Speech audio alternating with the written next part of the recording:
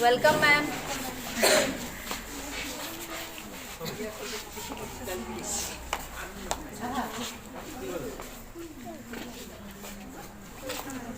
আমি প্ৰথমতে coordinator IPSC coordinator doctor Gitali Sharma বাইদেউ এটি ফুলাম গামোচাৰে তেওঁক আদৰি আৰু এই আদৰণিত সহযোগ কৰিব শবনম পল 5th সেমিষ্টাৰৰ ছাত্ৰী। ইয়াৰ পিছতে বাইদেউক অনুৰোধ জনাম আমাৰ আজি এই অনুষ্ঠানটি উন্মোচন কৰিবৰ কাৰণে।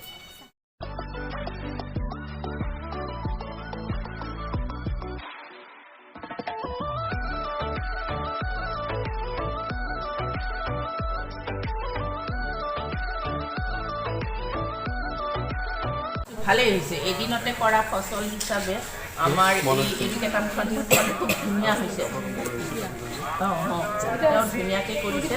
গতিকে মই আটাইবোৰ ল'ৰা ছোৱালীকে আকৌ এবাৰ যাতে তেওঁলোকে আৰু 6 মাহৰ মূৰত আৰু এখন মানে এডুকেটামৰ প্ৰস্তুতি চলায় সেইটো মই ক'লোঁ আৰু তাৰ বাবে আটাইকে শুভেচ্ছা জনাই তেওঁলোকৰ এই লিখাৰ কলমটো যাতে অব্যাহত ৰাখে সেইকাৰণে তেওঁলোকক আকৌ এবাৰ শুভেচ্ছা জনাই বৰ সুন্দৰ। মই কিন্তু ভালেই পাইছোঁ আৰু মই সাহিত্যিকো নহয় শিল্পীও নহয়, ৰাজনীতি বিজ্ঞানৰ এগৰাকী ছাত্ৰ, যদিও শিক্ষক হয় এগৰাকী মই ছাত্ৰ বুলি ট্ৰিট কৰোঁ নিজকে।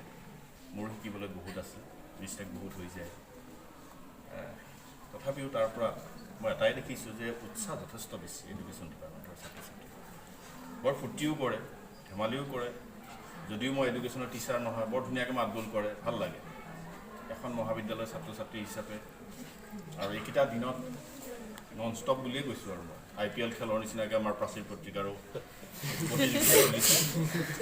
তেওঁৱে আৰম্ভণি কৰিছে আৰু পলিটিকেল চায়েন্সে ষ্টাৰ্ট কৰিছিলোঁ আমি, কিন্তু ধাৰাসাৰ তাৰপিছত যিটো গতিত তীব্ৰ গতিত আগবাঢ়িছে আমাৰ হয়তো অনাগত দিনবোৰ আৰু ভাল হ'ব তেনেকুৱা লাগিছে। আৰু ছাত্ৰ ছাত্ৰীসকলে ইয়াৰ পৰাই যিটো ষ্টেপ তেওঁলোকে লৈছে, হয়তো বহুতে আগতে লিখিছেও বহি বিভিন্ন ঠাইত, কিন্তু ইয়াত আজি প্ৰথম যদি কোনোবা লিখা আছে বা এনেকুৱা ড্ৰয়িং দিছে মই তেওঁলোকক শুভেচ্ছা জনাইছোঁ, পুৰণিসকলকো নতুনসকলকো।